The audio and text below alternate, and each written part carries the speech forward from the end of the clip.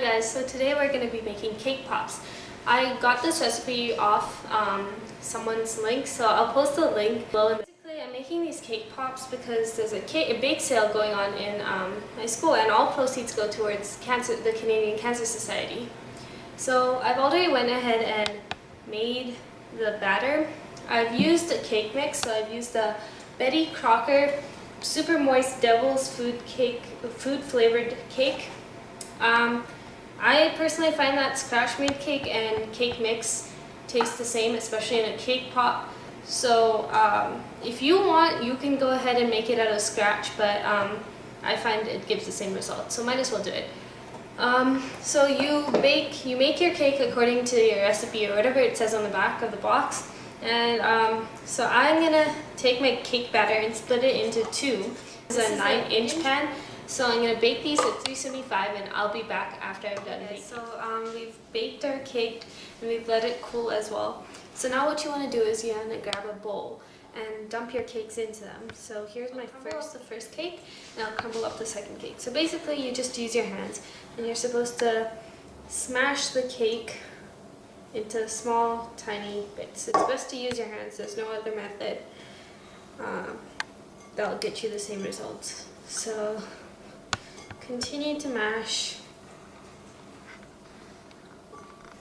and then once it's reached a decent size, you want to add your other cake and mash that as well.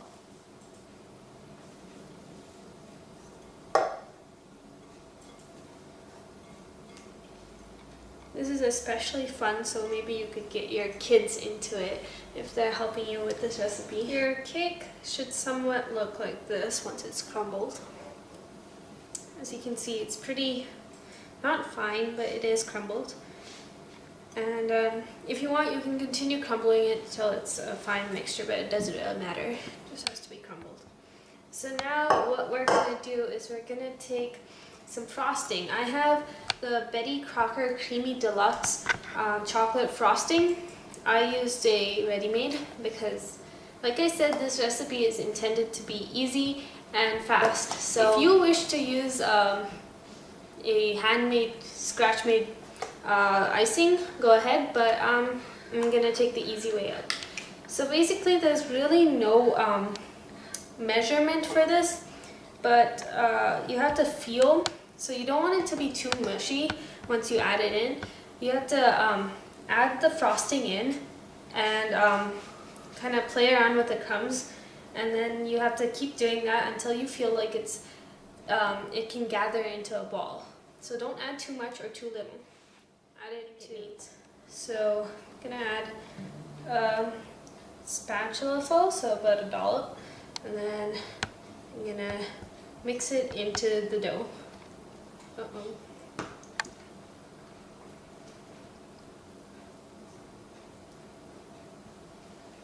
Be careful, this is very messy. Like, my hands are all very messy. So as you can see, my crumbs have formed a ball right now, and so it is perfect consistency. It's a little bit airy, but it sticks together. That's exactly the consistency you want. You don't want anything too dense and filled with icing. So once it's reached this stage, you will have to create little balls out of this. So take a small bit, I'd say the size of a golf ball. So roll them and create a ball and place them aside. So I'm putting them in my pan, a cake pan, but you can put them wherever you want.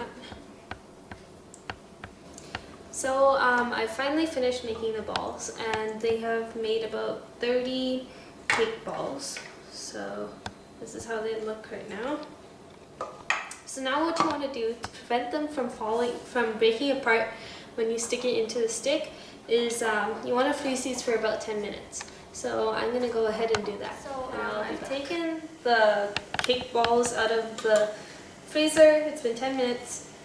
They're very cold. So this is a pot filled with boiling water. And so what I'm going to do now is I'm going to take a bowl, and I filled it with white chocolate chips. I'm going to place this right on top. Make sure that the bowl does not touch the water, but in fact just touches the very top.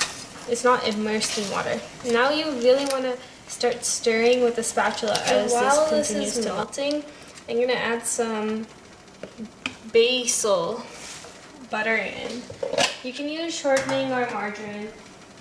So this is just to thin out the consistency a little bit. I'm just taking a spoonful. I'm going to dump it in there.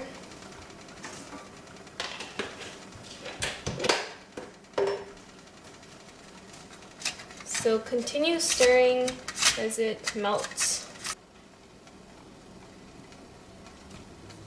Now that it's melted, we're going to take it off the pot. What we're going to do is we're going to take a popsicle stick and we're going to dip it into the chocolate. And then you want to take your chilled cake ball, and you want to stick the popsicle stick into the cake ball so it feels about like halfway through, and you want to place it upright. So continue doing this to all your balls, and then you must freeze this again for I think about 20 minutes. Okay, I'll see you guys once it's done. So what I've done is I've taken the cake pops out. They're all frozen. The stick is into the cake pops. So what I've also done is I've gone ahead and I've divided the chocolate stuff, the white chocolate, melted white chocolate, into four different colors. So there's a blue color, there's pink, there's yellow, and there's just white. So how you're gonna coat it is basically you take a spoonful and you put it over your cake pop, and you keep twisting your cake pop while you keep pouring spoonful. So what we're gonna do, I've already decorated one, if you can see. I'm gonna decorate this more. So I'm gonna dunk this into the blue one. Well, not dunk it, but spoon over some of the blue icing white chocolate stuff on top. You want to make sure you get it all over the popsicle.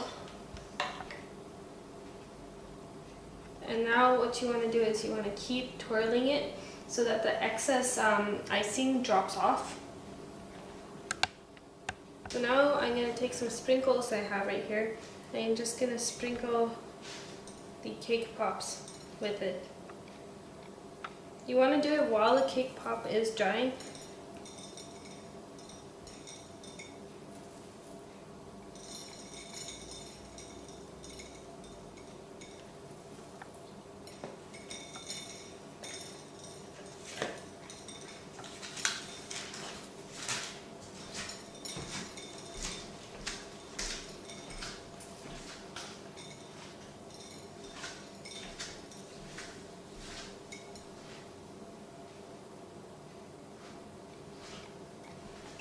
It's okay if blobs of icing come off, but that's basically it. So now just want to stick it in to one of these holders. I have